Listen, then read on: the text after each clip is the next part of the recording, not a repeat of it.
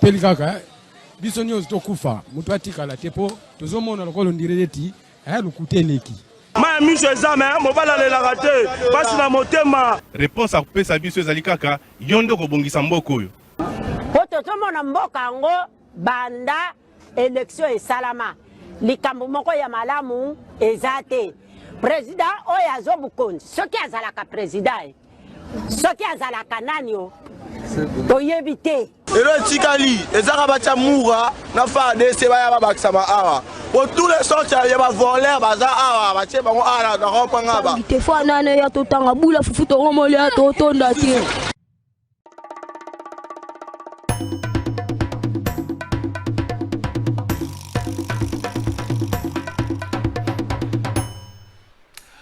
Merci lundi malamu nabino nyonso congolais de tous bords, congolais de tout genre. Batu nyonso balinga République moitié du Congo bayowana nde topesi mbote mbote na ba congolais nyonso makasi ya kosala émission ezali te. Makasi ya kotelema koya kosala émission ezali te. Na sima ya koyoka ba révélation oyo mwana mboka Jakinda la salibiso makasi ya kotelema koya kosala émission ezali susu te. Est-ce que ça lolenge oyo to réservé pour na baye oyo to sana bango ba point de vue moko te. Biloko nyonso ekoleka. Nyonso ekoleka. Pouvoir ekoleka. Puissance ekoleka. Biloko nyonso ekoleka. Na croyance pe religion na ngai nandimelaka mingi penza te makambo Bible lobaka lokola oyo tokokutana na lola nandimelaka yango mingi penza te. Mais mokili kaka ete ya biso. La croyance na ngai eza vraiment moi pasi nandimela makambo na mokili ete ya biso.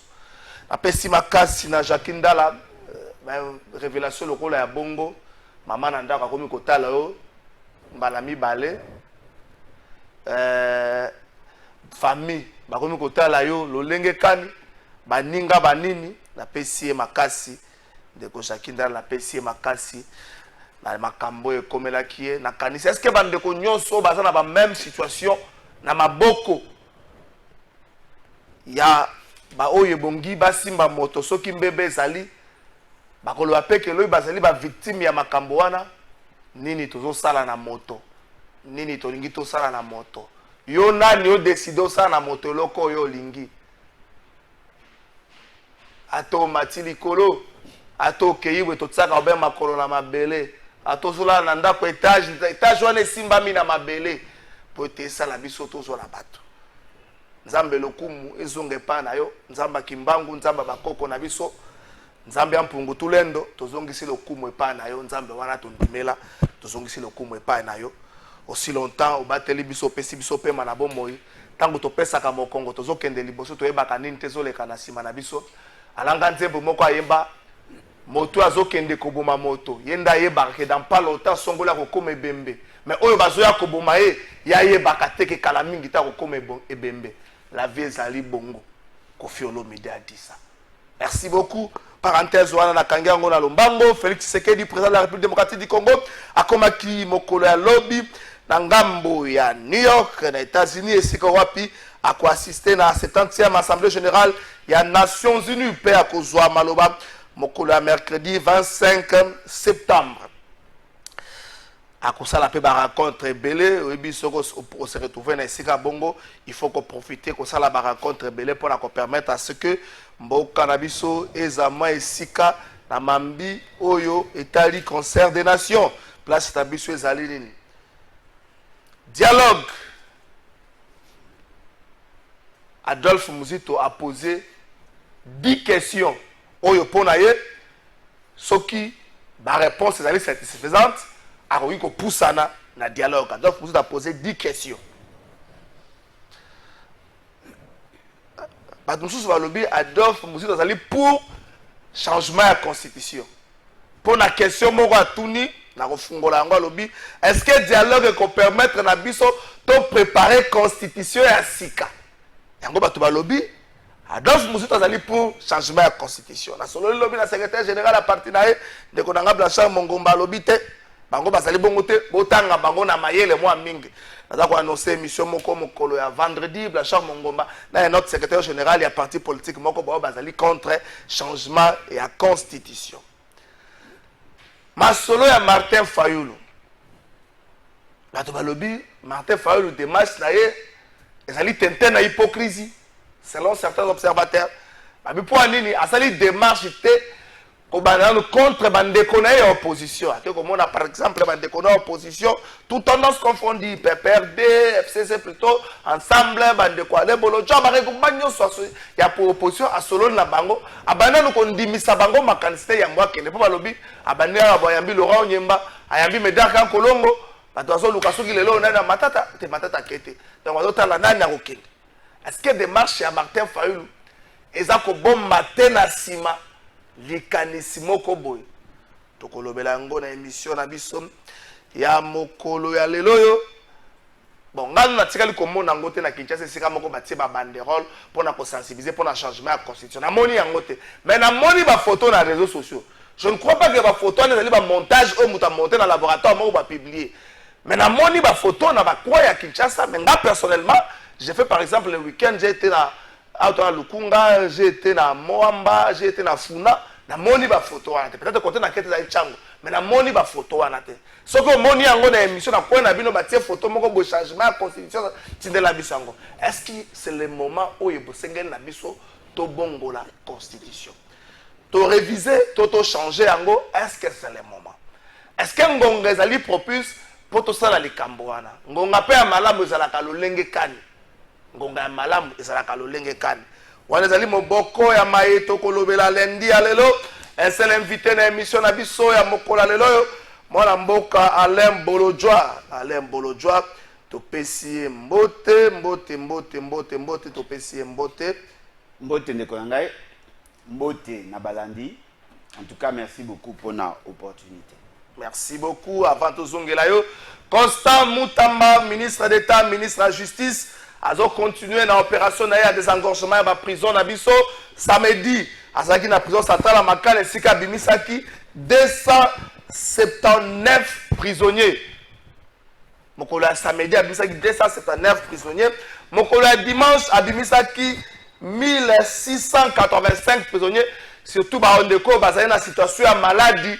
Bandeko msusu mona témoignage moko nazo l'accepter mutala bakanga pour na vagabondage. Vagabondage bakange pour na vagabondage akendele yango makala. Ah moto bandeko bazali ba situation ya maladie. Nanya commission Nzamba avait posé la question na bateau monsieur Laurent Désiré Kabila atuna bateau nanya commission Nzamba. Donc on a rejeté ka témoignage au bongo tosonga. Tozokemba tozabana na mboka bakanga yanga na yiba te na bunda te bakanga kanga vagabondage boye bamemanga tina sous-7 bakomisinga na auditorat naza civil tala nazokemba na mabendela makolo naza civil na yiba te na bunda te na salelo côté naza mutu nazanga famille ndenge bazobimisanga boye na te yami c'est que mabe oto bandaki kosala biso tout to changer bato cyber ba maladie c'est que au ministre asal biso mais epesi biso sous encore un plus bolimbisa biso papa ministre yoka kolela bana yo tala dossier na biso papa toyeba juridiction civile te toyeba juridiction militaire mais toza ba civil c'est que papa tala problème na biso ba peuple nomano ba civil toza ba soldat te lelo ba benga na juridiction militaire na bima c'est que nzambe ndenga sunginga na kozongela lisusu makambo ba kosela kinga ite c'est que na zwi mayele o na lingaki na loba ya muke yango le côté vagabondage kaka depuis bakangai le collier polar. Donc, passement bien. Exacté. Mon colo solo. La parole des gens. Ni sende. Attendez biso. Abimsa biso.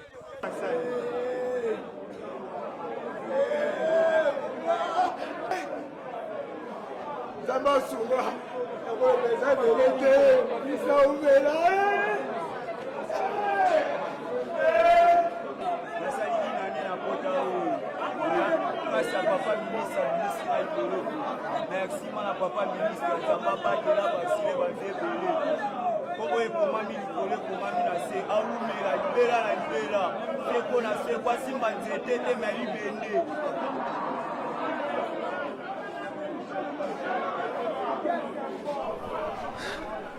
Merci beaucoup, ministre Constant Mutamba.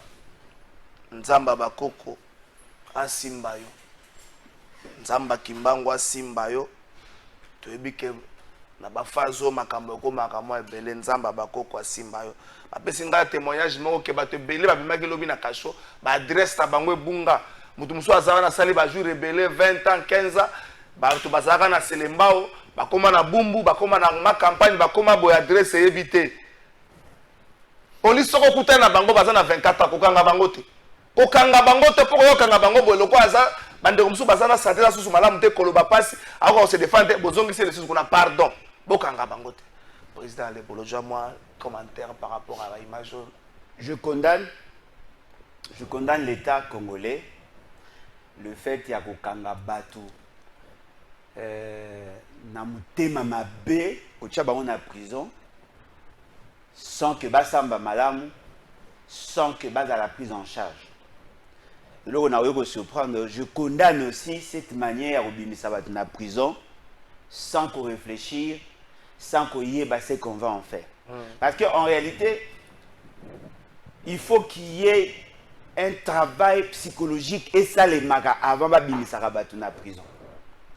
Il faudrait aussi tout arriver à comprendre qu'après la prison, il y a une vie. Au moment où on a dit que le balabino qui bat la prison, il y avait des gens qui côté de prison madame, même il ministre. Les conditions, ils ont amélioré et tout ça. Ils n'avaient pas la réalité à terrain. Boti kakoyo kakabilobe la bateau bazara men nabino. Bo lukarabino morobo palpé. L'essentiel à bateau zomona baoti na pavillon 7. Pavillon 7. Pavillon ba moribond ici ka bachaka bateau bazaba malade. Ce que bon mécana ko imaginer ba condition bazalaka lokolo amuteza ko pola solo na mulunge na mulili bango place baouti. Mais vous avez tué des vies. Ce qu'on a insisté pour na suivi psychologique. Mouto à vivre dans espace moko a été psychologique. Ba ebisi biso ba msusu bazo retrouver kutu ba adresse ba famille. Ba msusu ba koma maboma. Ndenge ozomona ba msusu ba koma maboma. Boko remarquer yango. Ba msusu bazana ba na moyen ya ko survivre te libanda. Ba okoma ba kuluna. Ils vont nous insécuriser. Parce que justement, ça la politique sensationnelle. Au moins, vous pouvez avoir de bonnes intentions. Mais ce qui vous appliquer les bonnes intentions, et commis problème. Et là, on est Zangaki Bofandi, cas par cas, vous envoyez les psychologues. Balande la bango. Les psychologues peuvent même intervenir dans la sortie pour récupérer, pour soumettre à l'hôpital. Non, mais si vous avez un poste à Bobimisa, vous avez un centre moko, balandeli bango après Bobimisa. Par rapport à l'évolution na bango. Vous pouvez tenir compte de la réalité à Batum. Ou azangi transport, ou azangi bo sunga bango pour que babima. Yo pesi mutu liberté. Mais liberté et loko esala ikala na prison. Au résoudre en mode alongo pour alongo makala comme par exemple na Nchili. Ben abibwa. Omoni akosenga akokoma mandia batu ko na santé pe loko les abeta ba domone ko senga ba kanisa so gindenge nini mususu pa beta mi lisusu ba wepe obomaye comme il est pas wewe ozokisa moto ba mususu ba bimi na bouet ça dit que ana capacité même pas ya kotambola ba o ba makolo na bango epoli bo bisa biso ke santé nani centre de santé zalite et zu bango en charge te dites-moi bo aider ba onani boyede bango ne lota bobebisa bato ba vie boyeka na babuzo bapona nini bolinga koyoka te bolinga ko respecter ba droit ya bato te boyeba yango mutu nyonso oyo akangami reste humain reste vivant aza na droit ya protection de l'état. Il faut que bato bayeba batia yango na mituna bango. Ils ont droit. Ne pensez pas que mutu po aza na prison. Au moins approche na nga ya gouvernance ya gestion ya bato na ya bandeko na bino ya pouvoir ezande mote. Moi je suis contre la peine de mort parce que je considère que la vie étant sacrée mutu moko te na droit ko te mutu vie ata soko bomi mutu faut ba kanga ba sambisa ba tia na prison. C'est ça ma philosophie. Moi philosophie na nga ezali ata mutu ayibi ata mutu abomi aza ko bénéficier na présomption d'innocence tina ngongo ba osambisa ye ata soki ba sambisi même si les faits sont avérés, la vie reste sacrée, on doit la préserver. Alors, et là on dit, tokomi wapi, boy bisanga tokomi wapi, yakomona ke mutu aopola tout en étant vivant. Mais qu'est-ce qui s'est passé? Et là on dit, franchement, on m'a dit, oui, beaucoup de personnes ont tellement nausé, et la chose n'a pas de personne n'a kanda. Non, mais nous réfléchissons. Mais toujours réfléchir sur la vie. Nous réfléchissons sur la vie. Dites-moi, parmi Batouana, il y a des innocents. C'est-à-dire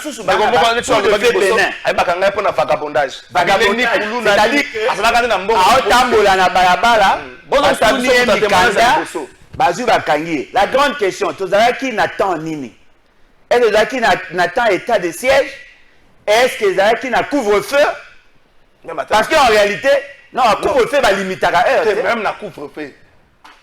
Amakambo le baba na biso bokangi mutu na couvre-feu. Bo vandisi na tongo bo libérer. Même pas pour un franc pour tout na tongo bo libérer. Exactement, ya zo le batte. Ceux qui va sali couvre-feu, c'est-à-dire que on affronte la loi, on va interpeller. Mais oyo ezali que bo vandisi mutu na prison pour bien un vagabondage. Le fait wana, il y a vagabondage dans nos lois actuelles. Ils ont à disposition nini. Parce que le mal avec les juristes, c'est comme s'ils font de la comédie. Mais quand on imagine, on change la constitution. On a une nouvelle constitution qui consacre le principe de la démocratie. Mais lorsqu'on arrête des gens, ils font référence, il y a la loi à période de la colonisation. Ils font des références à la période de la loi à Mobutu. Mais c'est antinomique et co-qualité. Parce que logique, il y a la démocratie, les lots. Mais ceux qui n'ont pas capté, voilà pourquoi je dis qu'ils ne sont pas sérieux dans la constitution actuelle. Il y a un jour qui est sérieux. Vous voulez que la constitution s'adapte à la loi ou la loi doit s'adapter à la constitution? Comment il y a un vagabondage dans un pays où la liberté, il y a se mouvoir, ils ont consacré? Vagabondage, ça veut dire quoi? Non mais vagabondage ça veut dire quoi? Vagabondage, ministre de cortège. Il y a vagabondage. Est-ce qu'il y a vagabondage? Est-ce qu'il y a des affaires infractionnées? Je suis libre. Peut-être que ça m'a bientôt vu mon âge, les camoupepe, ça arrive mingi la cara. Ce qui est là, mutuka vagabondage. Ce qui est là, mobola est comme vagabondage. Bon, ça n'a que bokanga qui est poisoïba. D'accord, comprendre. Mobokangi mutu pas dans libanda, mais l'essentiel est que balala la libanda. Bokanga bon cas na vagabondage. Ce qu'on bota la vie à bana bate baby. Na kata prison, ba ekoli musalate, ba ekoli kotanga te. Ba bimi na prison, ba na moyen ko banda vite, ba misusu ba na problème de santé. Est-ce que vous avez posé la réinsertion na bango na ba famille, vous préparez? C'est la plus grande question, il faut la réinsertion na bango. L'état comme malade. Les gars ici, c'est l'état comme malade. C'est pas comme ça on doit gérer. Il faut pour anticiper sur les événements. Nous saluons tous nenge ba bimi si ba bato e bonga ba bima. Mais le fait seulement que to sali yango na ndenge ya mabe. Bon noter date à l'élo, il y aura des conséquences. Nous avons des psychologues qui ont ISP, surtout IPN à Formarami. Il fallait les associer. Opportunité, il fallait les associer. Tout ça, criminologue, commission. Cette commission va statuer cas par cas. En ce moment-là, vous accordez la liberté. Oui, un sanatorium. Donc, par rapport à l'évolution sanitaire. Non, mais effectivement, vous isolez, vous êtes en quarantaine, malembe. Il y a l'État, vous traitez cas par cas. En ce moment-là, vous facilitez la réinsertion sociale. Ndenge tozawa, moi na moko bakangaka ye po na viol, na famille na ye moko, bobimise na prison, il faut zonga na ndaku. Oh, nandaku nde bakangisa ye, balingaka ye te po amema deka. Siko mwana wana akozonga wapi? Na balabala. So risque nandaku ba papa e po baloba. Akozonga ndaku te, akozala na balabala. Siko ana musala te, ayebi pe musala ta osani. Check. Beaucoup Isamaël. Sincèrement, vous me bon, nga déçu te na yebi bino de ndenge boza. Bonjour Trésor, courage et force à toi Jakindala. Est-ce que Oyo va libérer Bazali a quitté ou comment de la part de Arnaud Massola? Arnaud Massola, merci Nayo. Bah annuler la poursuite, bah annuler la peine. Le ministre Kazan a droit à dossier Missous. Le 1er décembre, ils ont prévu vol inaugural. Il y a Air Congo. Mais beaucoup de Congolais sont sceptiques dans la démarche, la création de la compagnie aérienne. Ils ont d'échec en échec. Au total, qu'est-ce qui n'a pas marché hier? Mais ils ont préféré parler les Cambo. Allez, bon, Japonais, Toboki. Ah, que nous sommes Japonais. Au salaire, le côté, qu'est-ce qui ne marche pas? Parce que ça fait 3e fois. La semaine, nous avons chargé pneu. Au salaire, le côté, nous comprendre pourquoi. Tant que nous avons comme posé problème, est-ce que c'est la même solution? C'est le même exercice au gouvernement congolais. Aujourd'hui, Congo Airways, avec un contrat de leasing, Oyo, on appelle sur une révélation, pour avion à Souké Kendezagi Matata entre DG et la compagnie de leasing. Déjà, non, il faut apurer parce que, avec un problème, c'est 4 vols morts exécutés. La compagnie l'a dit, ceux qui articulent sur le sol congolais, à Wakoya, à même pour l'entretien. Et c'est là qu'il débat, il faut appuyer dans ma forme, il faut ça la boue. C'est là qu'il débat enfin, bah libérer quand même avion dans ma tête belé l'aéroport hors de route de Pessamaga à Pumboité. Mais enfin, les négociations avec le avion et Pumboité. Est-ce que les lois Koyana Air Congo, tu as résoudre le problème, tu as fait le tunnel, tu as s'enfoncer les sous. En 2-3 minutes aussi ça. C'est en 2-3 minutes, il y a un des censés à gouverner. Tu as vu que bateau va gérer bino bazar sérieux. Bango baebi maramoussou sauf marambe à gouvernance. La grande question que l'on doit se poser, la nouvelle entreprise ou société au Bango va créer, ils en a combien d'avions? Basombi, combien d'avions?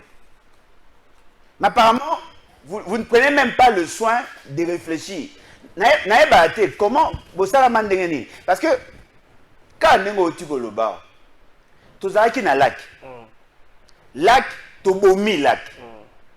Lac, azalaki na ba azana patrimoine na ye ya makasi banda kuna ye ba biloko na ye ya makasi il y avait possibilité d'hypothéquer ba biloko na ye pour ka somba ba avion azalaki pe na ba avion il pouvait même prendre un prêt na banque parce que azalaki na ba biens immobiliers belé OK akokaki ko sala yango pour redresser ba bibo te ndenge salaki passif eza makasi et que ça difficile à éponger. Mais on pouvait le faire même de manière échelonnée.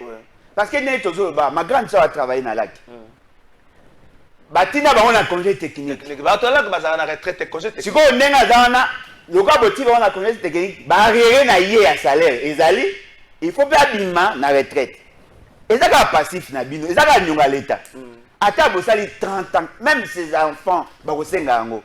Alors qu'est-ce qui manquait que to financer lac? Lac a la possibilité, il y a des moyens.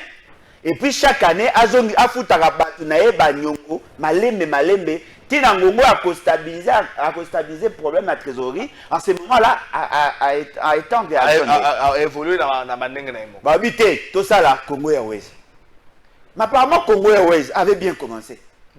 Congo Airways a commencé avec 4 avions, 2 bombardiers, Airbus O, Bazaki, dans le 320. C'est ce qui a permis même qu'on stabilise le prix sur le marché. Parce qu'à l'époque, avant Congo Airways, Liboso Tozaki d'abord, on a Wimbidira, Ewabora, et tout ça, CA, Fly CA. Puis il y a le colo. On est au Keneba Lubumbashi, il y a $736 aller simple. Mais tant que Congo Airways et Kitaki, en tout cas, on a assez à $300. Congo Airways commençait à travailler. Le mal que tout le monde a qui personnel pléthore. Et puis, Babanaki qui réquisitionné régulièrement l'avion à Congo Airways. Par le pouvoir. Par le pouvoir. Ministre a voyagé, président a voyagé, ils ont réquisitionné. Il fallait que nous la facture comme tout le monde. La facture. Et comme il comme il chambardé le fonctionnement. Qu'on nomme pas politicien. Ceux qui vont réquisitionner, il a dit que manque à gagner. Si on va habiter, parce qu'il est subventionné, tout ça va réduire. Ok, il faut qu'on dise. Moteur, avion, il y a Congo Airways, et il y a un problème. Lobby boé, pas na bango. Non. Le col à avion, il y a Air Congo Airways, et Salama, il y a qui a occasion, il y a un avion à Bilokos. Félix Tshisekedi a fait la promesse devant la représentation nationale. Et ça qui n'a moins en décembre 2019. À ce qui bateau va se marier à avion à occasion. Alors, pendant plusieurs années, tout ce mariage à avion à occasion. Compagnie Otozana et Tambolara grâce à l'avion, il y a occasion. Mais Ngaï Félix Tshisekedi, n'a sombi 8 avions, 4 et Koya na 7e mois. 4 Moussous et Koya na décembre 2020. Mais la parole n'a y quand il dit devant le Parlement, c'est-à-dire qu'il a la certitude de ce qu'il dit, non? Bah bien, mais je tiens à vous dire, Ndamba Mbongo et Bima. Bon, à la hauteur de combien? Yenda Yebi. Parce que l'avion va au Somba, ils ont estimé à 35 à 37 millions de dollars. Aéronef. Une pièce. Okay. Une unité. Mais là, ils ont surprenant. Après, c'est assurance qui a sommi 8. On suppose qu'ils ont un processus à paiement. Mais ce qui est vrai, même à déjà crédit, on suppose que... Non, mais ça va au Somba. À crédit, ils ont au Somba. On suppose qu'il y a un passation à marché Salami. Et Salami va tomber d'accord et lui vient rendre public l'accord au Bassignaki. Je crois à l'époque, le ministre il y a transport à l'époque, je crois Zaki José Makila. Je pense. Parce que Zaki Tibala. Le gouvernement Tibala. On se rend compte qu'il y était. Non, Zaki... Non, décembre, c'est déjà... Décembre, Zaki Ilunkamba. Oui, Ilunkamba. Je pense que Zaki Cheribe Okene, je pense. Non, non, ou Moutaki avant. Oui, avec avant Cheribe Okene. Va tomber d'accord que Bakoya n'a pas d'avion. Mais nous avons fait pression. Où sont les avions? Avions Zoyate. Congo Airways, Atika, il y a 2 avions. Comme il faut réquisitionner en Gomi, parce que Félix Tshisekedi avait multiplié le voyage. Le gouvernement s'est déplacé avec cet avion-là. Réduire la capacité à créer la richesse. Il y a et créer des équilibres dans le marché. Et puis après, l'avion est tombé en panne et il y a 2 possibilités. Soit un avion d'occasion, ou soit un moteur d'occasion. Ils nous ont dit que si il y a un moteur d'occasion, ils sont plus avantageux que un avion d'occasion, d'après Bango. Parce que qui va 10 millions, 6 millions, et ainsi de suite. Ils ont levé l'option d'acheter des gouvernements. Où en sommes-nous? Exact. Ce qui est grave, comme il y a en leasing, comme il y a en location, avion Moussous. Les mêmes avions là ont connu le même problème. Toujours réquisitionner, la rentabilité n'est pas garantie. Et l'ongoli kondi ya Congo Airways va changer, tiens et comme pléthore. Et comme politique, technique. Les longues tozawa, cette entreprise va déclarer en faillite. Parce qu'ils ont préféré créer une autre entreprise. Mais l'autre est grave. Les mêmes erreurs. Dites-nous, la compagnie Azakoya a combien d'avions? Commençons par là. Faut-il a combien d'avions? Nous avons un contrat éthiopien. Oh. Un contrat éthiopien.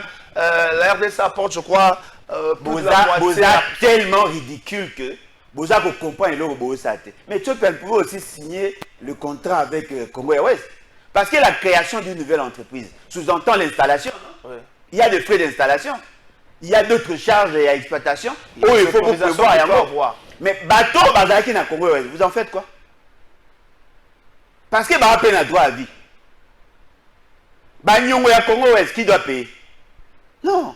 Congo Airways a koufi na mutema mabe na bango. Et là, il faut voir bango zaïboy. Est-ce que tous les ministres, tous les gouvernements au Bazako Kota, balingite va continuer ne logo muninga bandaki. Je vais nangaki de koma wana. On prend Congo Airways, les loyo, faillite. Transco, faillite, il faut qu'on se le dise. Transco est en faillite. Oui. L'État aussi est en faillite. Tout le monde est en faillite dans cette pays. Je vais regarder l'État, l'État, le secteur de transport. Est-ce que tout ça peut échouer dans le secteur de transport? Non, mon frère, il n'y a pas de politique à transport dans ces pays. Qu'est-ce qui se passe? Le petit pack à l'ébolo de Salaki, Naya, Nabaksa. Et c'est pérennisé pour couper ça et le coup. Alors, c'est à l'ébolo de Joa.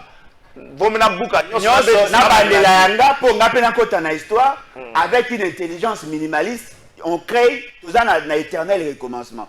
Je tiens à dire ici, il n'y a pas de politique à transport. Parce que nous avons un système multimodal.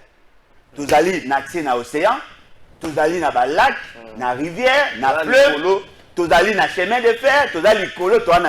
C'est-à-dire que tous les systèmes de transport universellement reconnus tous dans Ango. Citez-moi une seule entreprise qui travaille, qui fonctionne normalement. Exact? Exact. LMC, Tozap. LMC, Tozap. Ozui, Nani, Transco, Tozap. Ozui, Congo Airways, Tozap. SNCC, Tozap. Aucune structure de l'État ne fonctionne normalement. Parce que vous n'avez pas des dirigeants normaux. C'est-à-dire qu'ils veulent pérenniser le problème pour que Bango va se retrouver. Parce que l'État congolais, bien que nous sommes dirigés par pépristes, l'État congolais est quand même capable aujourd'hui d'hypothéquer même une portion des terres, ressources sur la sous-sol, pour avoir des avions. Nous avons un contrat avec la Chine, 7 milliards 500 millions. Et la Chine nous devait, un contrat à Kala, 3 milliards 500 millions. Si nous avons demandé à la Chine, parce que la Chine produit aussi des avions, si nous avons demandé à la Chine de nous donner 10 avions, Boluki par rapport à la bataille, Boluki 10 avions à Sika, 20 avions Yakala, on peut relancer. Parce que là, au moment où il faut batailler, nous sommes au cœur de l'Afrique. C'est nous qui devons en réalité organiser le système de transport aérien. C'est nous. Pourquoi? Parce que ce qu'on a dit net dans le Congo, on peut qu'il est partout. Au lieu de Zimbabwe, au Mati éthiopien, il faut qu'il y ait en Éthiopie. Bon, ok, Zimbabwe. Après, on Zimbabwe. Or, biso, tout à Koya, na Kinshasa, na Congo, à Koya, na Poignos, sans transiter par d'autres pays. C'est-à-dire que nous sommes au cœur de l'Afrique. Nous devions en réalité avoir un système de transport adapté. Fort malheureusement, bateau, bazako Kambabino, bazak suffisamment sérieux, bazako mettre la politique. La grande question que l'on doit poser na Jean-Pierre Bemba, en créant cette nouvelle entreprise, il a trouvé le projet. Non, mais en créant, c'est lui qui doit assumer. Ouais. L'exécution passe par lui. Ah, mais oui. En créant cette nouvelle entreprise, quels sont les avantages de la nouvelle entreprise aujourd'hui? Parce qu'il y a un problème de quel serait l'avenir à Congo avec tout son personnel? Non, mais on a un congé technique parce qu'il y a un congé technique. On sera obligé de payer et toutes ces familles-là,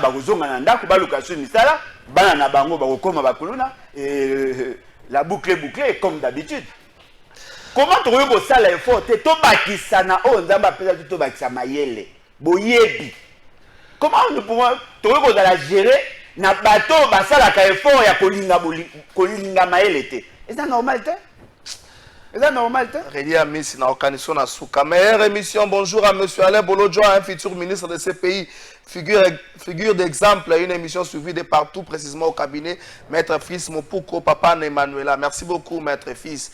Alain Bolodjoa. Ah. Bonjour de Okalafa, vraiment émission qui comme Master Nanga Alain Azana raison Mboke Koufi Seko Koufa Lelo Sak Yassima 33 000 Guillet Katembo depuis Cité Verte. Ah, Tika. Bonjour Trésor.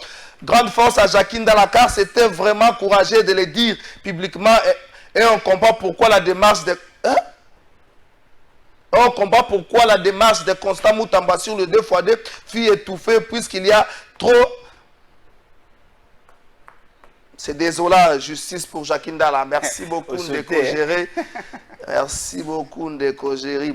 Maître, Merci beaucoup de quoi en vol. Ton maître Rodrigue Ramazan, comme secrétaire général et en vol. Merci. Bonjour, patron de vérité. Ministre Moutamba, vraiment Nzambe. Yaba koko abate la yo pona musala mala mozo sala pona République. Ndeko Bolojo atika biso kimia yebisa ye ata la photo na ye na tangu ya Kabila na Tshisekedi akomona ke Tshisekedi azabe c'est Joe depuis Matete. Ah Joe. Joe, yo pesa ka ça pour dire. Bon non, tika makamba, tika batespectateur. Bonjour papa, et sali pasi makasi komona ba image wana oyo mboka nini. Merci ndeko nangai. Nzambe. Mbongo ezalata makasa. Bonjour Homo. Une situation qui m'inquiète. Chez nous dans la commune d'Enjili, les bourgmestres imposent à toute personne qui veut sortir les corps de leurs membres de la morgue doit payer 25 $ en dehors des frais payés à la morgue. Je demande à vous qui est la bouche autorisée, si vous pouvez en parler, s'il vous plaît, ça fait tellement mal. Ndeko, on est bon sangana na lobe. Boboya. Ate ya Kasangula, nzade te to Kasangula za ko makambo na belele na plateau akima mbango tinda bilenge moko bayabo otokoya na plateau to bilenge moko bo mikusa et puis bo atika azo sous 20 $ wana te boboya ndeko yo futi ba frais au hôpital sengi tango kufeli mutu ya situation ya pasi au futi za ba facture à hôpital au futi ba frais au morgue sengi okoya ko futa 20 $ ya bourgmestre pour sali boya Mwana njini boya soka boy filmer ye ba uti ko lebisa biso filmer ka ba police filmer bourgmestre sera ko futa mbongo filmer tino la biso to kolekisa na télévision oso banga nini filmer ye boya so na lobi bobo silika ka bo trésor azo tomba ka bo ale boloja pour ou contre des marches ndeko to yamba appel na souka ale boloja ko tuna des questions culture générale ba to ba ko gagner bobi principe siko to yamba na appel te pour ou contre des marches à Martin Fayulu il y a dialogue. Contre pourquoi? Parce que les atinateurs, ils ont irréfléchi. Irréfléchi, c'est trop chargé. Irréfléchi. Pourquoi un Congolais qui pense que face à la crise actuelle, tout solo là pour... Quelle crise? La situation à l'Est est la République. La situation à l'Est, c'est ça qui a résulté dans la mauvaise gouvernance. Tout solo là pour tout apporter, tout modifier la constitution, tout changer la loi. Martin Fayulu ne parle pas de modification constitutionnelle. Non, mais voilà pourquoi il dit que c'est irréfléchi. C'est irréfléchi. Il y a un cadre organique et fonctionnel de l'État. Il y a une responsabilité à établir. On ne va pas continuer à négocier, à dialoguer pour imposer l'impunité. Dites-moi, quelle est la solution au dialogue? Problème n'a pas ces années. Tout ça n'a problème. Tout ça n'a réussi pour là. Tout ça n'a problème. Il y a cohésion nationale dans le contexte. Il y a un problème de cohésion à la classe politique. C'est réfléchi. On met cohésion à la classe politique. Non, mais attendez.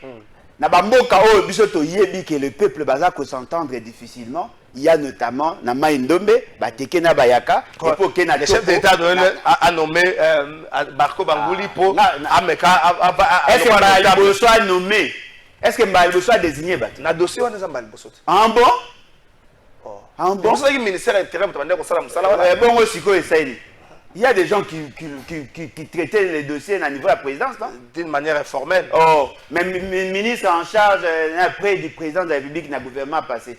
Abandonné qu'on s'occuper de la dossier, non? Mais ça, on crée tout un bureau pour la dossier. Est-ce qu'il y a cohésion, c'est là où on appelle plaisant nango? Non, mais attendez. Le problème, il a dit le non-respect de loi, le non-respect des textes.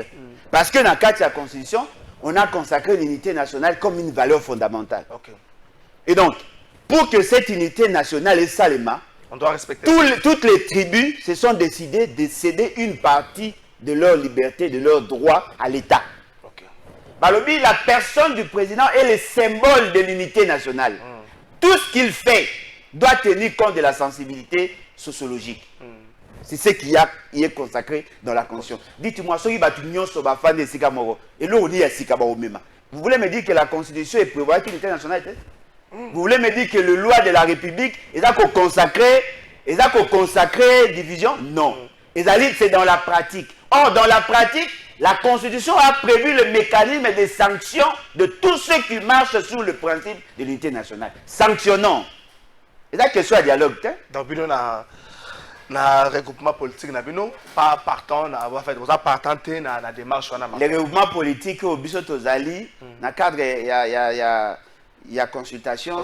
On n'en a pas parlé. Et puis il y a un autre cadre de décision. tous les partis gardent leur autonomie. Leur autonomie. Mais ceux qui allaient que tu as échanger, il n'y a pas de décisions qui sont prises là-bas. Moi, je considère qu'il y a eu des pré-négociations qui mettent aujourd'hui Fayoulou en porte-à-faux avec l'idée d'ensemble. C'est-à-dire qu'il a négocié avec Félix Tshisekedi, il veut l'aider à atteindre un objectif, et nous pensons, s'il veut servir les intérêts de son frère, à ça autrement. Parce que je ne vois pas comment ce que lui considère comme dialogue va résoudre la question à gouvernance de l'armée. Il parle de l'intégrité territoriale. La partie Est est agressée. Non, mais la partie Est est agressée, l'armée monte en puissance. Ah, il veut quoi? Va appliquer disposition et lobby que na cas ya guerre sur va décréter état de siège ba ko zo ba tina ba armée ba ko zo net hier point c'est pas ken armée ba ko bunda kuna pour que l'unité nationale soit recouvrée. Non, on reste dans le format de la constitution. C'est-à-dire que tel que nous sommes là, nous avons un problème. Un problème, il y a recrutement. Un problème, il y a formation. Un problème, il y a gestion en carrière. Un problème, il y a déploiement. Un problème, il y a motivation. Dites-moi, qu'est-ce que le dialogue avec des gens qui n'ont pas le pouvoir de l'État et dans l'État, bah oui, quoi apporter? Dites-moi. Si vous considérez que nous ne gagnons pas la guerre parce que l'armée n'est pas motivée, on sanctionne ceux qui devaient motiver les militaires. Et ça, problème à dialogue. Et ça, question à dialogue. Babiloko est un dialogue, c'est-à-dire que lorsque le fonctionnement de l'État est là que la sous possible était, en ce moment-là, on comprend. Net, par exemple, Mobutu avait convoqué une conférence nationale souveraine parce qu'il y avait des tendances au Bazaki, il y a deux régimes distincts. Bao Balingi démocratie avec le pluralisme politique, au Balingi parti État, il y a un que comme il y a des chocs idéologiques, même dans ces contextes, dans la pratique, c'est Simbate. Tu veux qu'on na dialogue, il y a conférence, il y a San City. Il y a San City, les gens contestaient le pouvoir à cause de l'illégitimité. C'est-à-dire que cette constitution est l'essentiel, il y a charpente législative Nabiso, et là qu'on résulté dans dialogue. Alors, Toyokana que Moutounion soit aganacé à Mibeko. Aujourd'hui, on ne peut pas refaire l'État juste parce qu'il y a quelqu'un qui est incompétent. Tozan a problème, il y a dysfonctionnement de l'État du fait que les gens qui ont le pouvoir dans l'État et de l'État ne sont pas aptes à résoudre nos problèmes. Et la constitution étrangère, il faut sanctionner. Il faut simplement sanctionner, ça ne sert à rien de se retrouver autour d'une table. Non, mais ça va servir à quelque chose si on veut intégrer les institutions. Fayoulou ne parle pas de ça. Qui vous dit que Mouzito pose 10 questions avant de répondre, avant de donner son point de vue, 10 questions, notamment à Touni. Est-ce que ces assises vont permettre de prévoir ou de préparer une autre constitution? On a été Adolphe Mouzito. Non, mais un le bat. M. Fayoulou arrive à Oti, États-Unis, chez les démocrates. Tant qu'on a commis chez les démocrates, qu'est-ce qu'on a constaté? Aïe avec assurance. Besoin qu'il y a une assurance, Makas. Aza sûr que le dialogue est au Salim. Aza sûr que Marambo Azoloba est soutenu quelque part. Mais le dialogue dont parle Martin Fayoulou, il y a le cadre et Abatuba pour la vérité. Il y a la réconciliation. Et puis il va trouver un consensus sur une approche où il va adopter. Mais en ce moment, la fait, c'est qu'il reste au pouvoir, non? Avec sa majorité parlementaire. N'empêche. Si la résolution au binobo et c'est-à-dire que chacun va donner son point de vue.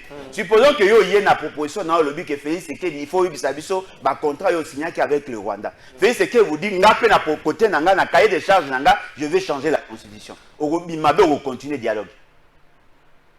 Parce que ne donnons pas l'impression comme s'il n'y aura que Martin Fayoulou qui va prendre la parole.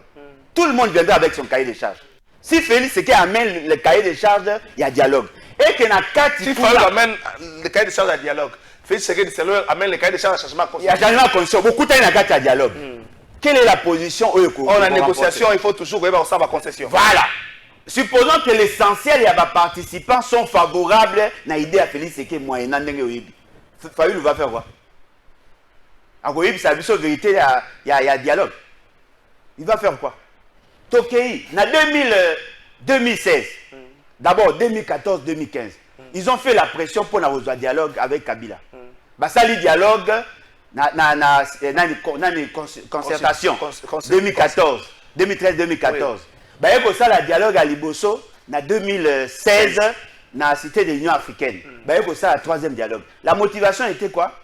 Organiser de bonnes élections parce que Kabila a été fait mandat. Ils ont obtenu un accord, oui ou non?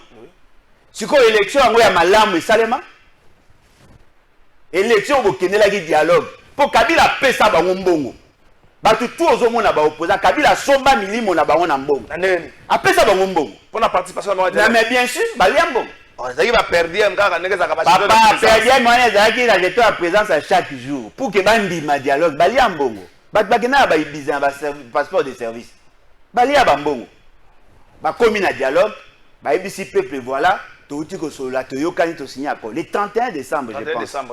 2016. Bah signé accord, bah bi ok, Toyokani, Tozocha Sensa, Tozosalaboye, Seni, Boyobobo, Nasuka, élection Salema. Qui était le gagnant? Fayoulou. Qui a été proclamé élu? Félix Tshisekedi. Alors, ce dialogue-là a servi à quoi? Non, tout est sérieux. Tout veiller sur le respect strict et à Nibeko. Ce ne sont pas les dialogues. Parce que dès lors que Félix Tshisekedi gardera le pouvoir, il y a président de la République, dans son entièreté, il gardera la majorité parlementaire, même si vous permettez d'accéder au gouvernement, il reste l'homme fort. Il va faire ce qu'il veut. Changement à la constitution. Allez, Bolodjo pour ou contre changement et la constitution. Alors, pour ou contre changement et la constitution ou révision à certains articles. Pour ou contre. Question directe avant de ma question directe en mathématiques, la comptabilité, économie. La révision constitutionnelle a deux exigences. La révision constitutionnelle a deux exigences. La pertinence et l'opportunité. Quelles sont les dispositions où on va modifier et quelle est l'opportunité?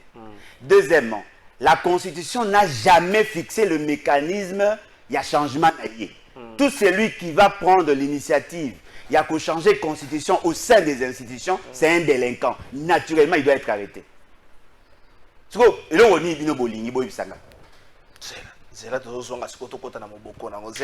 Bonjour, la vie humaine est sacrée.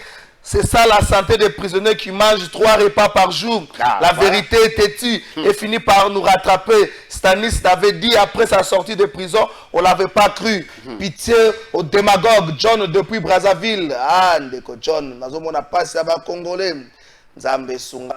Tout ce que M. Saleh Bolo a dit est fondé. Notre constitution ne bloque absolument rien et ne fait pas les dialogues qui viendra résoudre les problèmes d'insécurité dans ces pays. Encore moins la faim. Aujourd'hui, les assemblées provinciales accusent plus de 6 mois d'arriéré. Est-ce que c'est ça la Constitution? C'est tout simplement le manque de volonté politique. Bon début de semaine à vous. C'est M. Patrick depuis l'Assemblée provinciale de Kinshasa. Ah, bande Konanga, l'Assemblée provinciale. Bonjour, Ndeko Kalafaï. C'est ma deuxième fois de poser cette question. Est-ce que c'est... Ah, Ndeko Nabiso na Selemba, on a souhaité ça na commune. Selemba na Kinshasa, l'une de 24 communes à Kinshasa. Bonjour Ndeko Kalafaï, tata mon conseiller a nommé déjà Anoma Batwe Bele pour na makambu ya Bamobondo. Et Tikali Kaka a nommé Yesu. Ndeko Bolodjo a bonne santé. Est-ce que Bazongi c'est lui déjà passé par Nayo Fontaine Longange depuis Monga Fula Azwa qui a Ndeko Fontaine Longange. Allez Bolodjo ça soit qu'il faut passer par Nayo donc Aza bien a passé par Nenga Baden. Bonjour plateau de vérité Ndeko Wana Azolo Babia Pesaye Miniti Ebele Aloban c'est de la part de Fabrice Fabrice depuis Mikondo. Merci Ndeko Fabrice. Bonjour Ngai Nakamwe po ete bourgmestre a sengi $25 na libota ekufeli olie ye a contribué na kokunda ebembe ya population ye wana bopesa ete ndeko patience bopesa bourgmestre wana te bozo boyo ngopese kwa moi. Bonjour, moi j'aime vraiment ma réflexion à mon grand frère Alain Boljo parce que alobaka biloko oyo eza vrai. Si je peux avoir son numéro, monsieur André Nabandalungo osenga ngona suka émission. Comme secrétaire général, il y a parti politique en vol, il y a mon amboka Delice Sanga, hier, Rodrigue Ramazani, cérémonie à remise et reprise de Salamaki, Mokolo, samedi, Oyo, Elekito, Kenangamba Régie, Tolanda Yango, Bongo, Tozongi, tous à partir à ce qu'on a émission, c'est parti. La cérémonie d'aujourd'hui est une cérémonie de remise de reprise. Compagnon secrétaire général, en ce jour, samedi 21 septembre,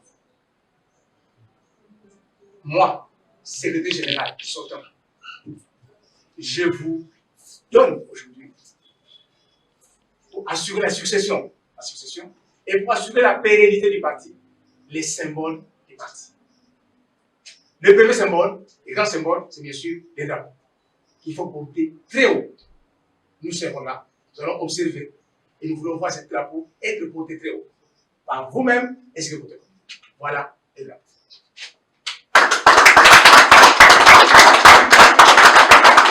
Monsieur le secrétaire général, ça c'est le symbole qui va montrer qui tu es. L'habit ne fait pas les moines, mais c'est quand même grâce à l'intérêt des abbés qu'on les reconnaît. Donc ici, acceptez et vous faites porter l'écharpe du parti pour que vous puissiez être identifiés comme les chefs numéro 2 de ces partis en mode. Je vous remets un autre symbole du parti, c'est le cachet, le sceau du parti.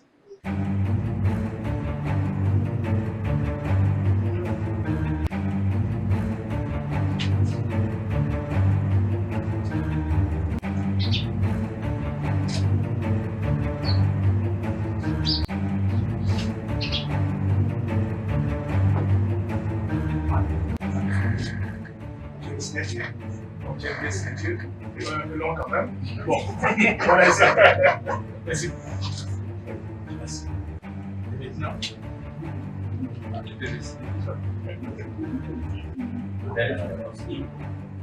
je suis pleinement conscient de la lourde tâche qui repose désormais sur nos épaules, moi et chaque membre du comité national.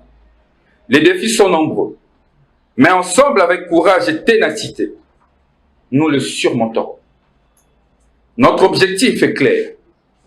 Sensibiliser et faire adhérer les Congolais au projet de la refondation du Congo pour obtenir dans le pays une masse critique, consciente des enjeux et des défis de changement pour notre pays et les saluts de nos populations.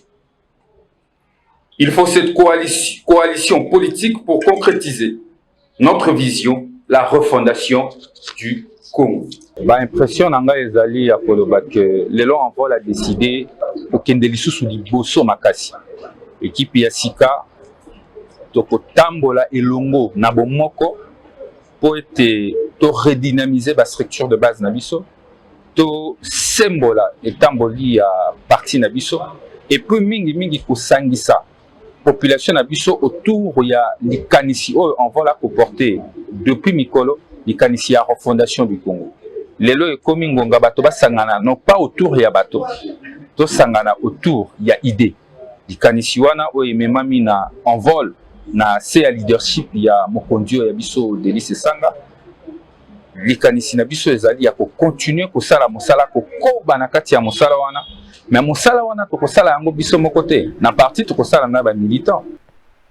Merci beaucoup Francis Béa wana Rodrigue Ramazani, nouveau secrétaire général.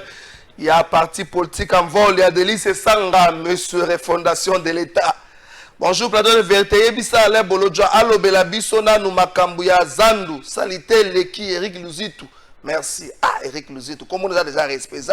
Bonjour, Trésor, la condition ne bloque rien. Papé Sakamwana, il y a 5e primaire livre, il y a finance publique. Atanga tepo, à comprendre. À kotanga naye makambu bakomi, mais à comprendre en goté.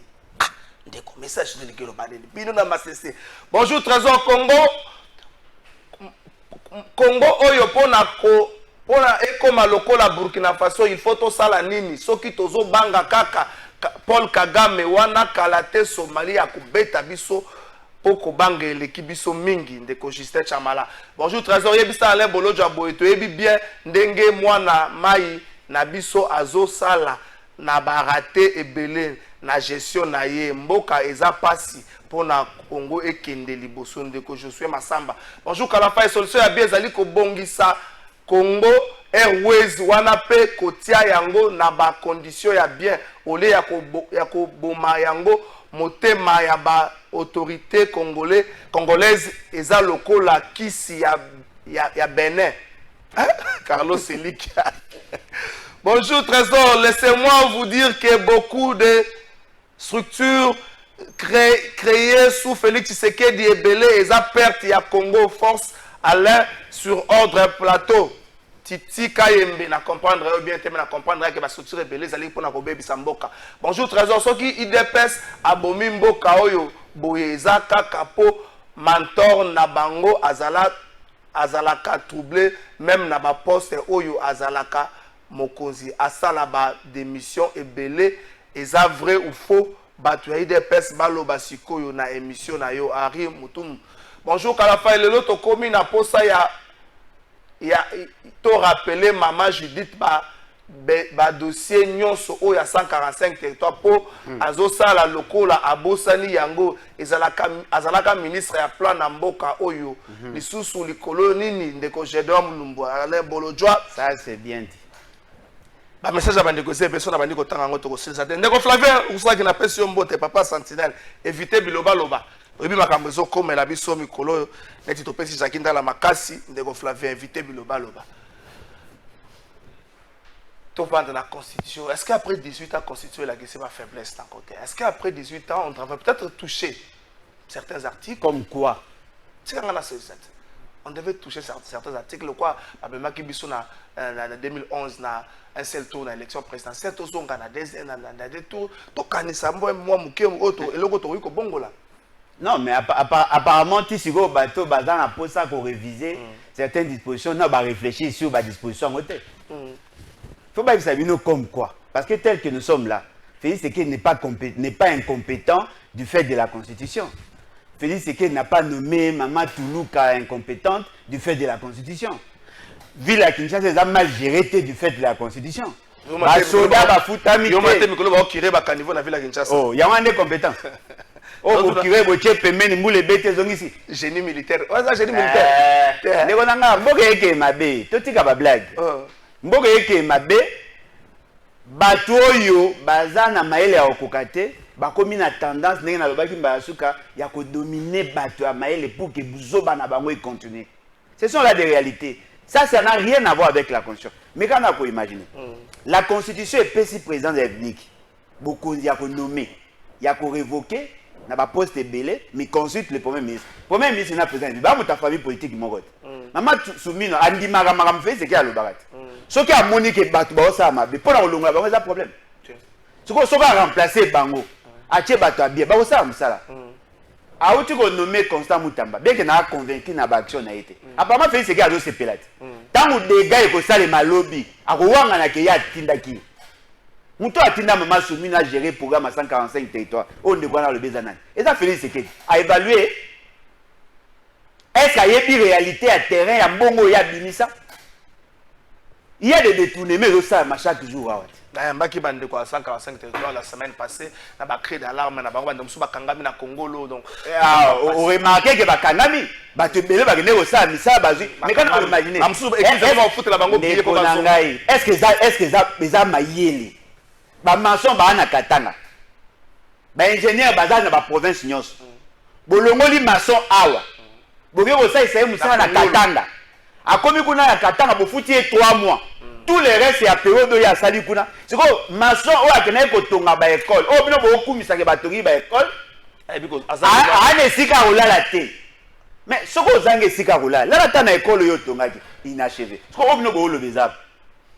Batu ba yibi ba mbongo na mboko. Est-ce que c'est la constitution?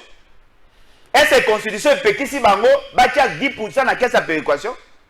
Est-ce que la constitution est péquisi bango basa la rétrocession à 40%? Est-ce que la constitution est péquisi bango basa na ba député réellement élu? Est-ce que la constitution est péquisi bango basa na ba gouverneur sérieux pas ba la lipongi? Est-ce que la constitution tika ngana lo? Tika kasingana lo bate opposer une question. Est-ce que la constitution est péquisi bango ba commissaire soda à $200? Est-ce que la constitution est péquisi bango ba sukola ba bongisa ba camp? Est-ce que la constitution est péquisi bango ba pesa biso mai? Est-ce que la constitution est péquisi bango ba pesa biso courant? Est-ce que la constitution est péquisi bango ba bongisa ba kuluna? Ozomona que la constitution est péquisi nango elokoti. Soko moni mutu, un homme normal, a commis ko luka ko zwa pouvoir, ko leka o ba pesa na constitution, a est normal. Bonjour de constitution est bien. Mais batunde ba na niveau à constitution té. Bonjour Ndeko Trésor, ministre de la Justice, Azo Bimisa ba prisonnier, mais pourquoi Mike Mukebai Azakaka na prison? Il est prisonnier de Tshisekedi ou comment Ndeko Gauthier Nzungu? Mike Mukebai Koso 491 jours na prison lundi à la banda au compter ba jour à prison et jour à détention Mike Mukebai le 491e jour de détention pour la Mike Mukebai. 491e jour de détention pour la Mike Mukebai Nkoso. Lisumu eza nene. Nzambe sunga. Daniel Saf. Daniel Saf Buchemuni, moi to tangana no ba jour à détention zate parce que sika ya zali to yebi nanu te. Faut to yebi.